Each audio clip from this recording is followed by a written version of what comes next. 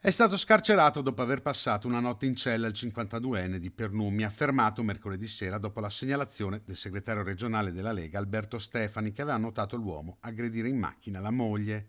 Il 52enne era stato arrestato per resistenza a pubblico ufficiale, un'aggressione violenta nei confronti della compagna, che però al momento non ha denunciato l'uomo. Ho fatto quello che ciascun uomo dovrebbe fare in una circostanza come questa. Certo, certe volte magari la situazione di pericolo potrebbe istintivamente condurti ad andare da un'altra parte, a non intervenire, magari anche il rischio di beccarti denunce e cose di questo tipo, però penso che il senso del dovere e il fatto di dover salvare e proteggere comunque una persona venga prima di tutti gli altri rischi, di tutti gli altri pericoli.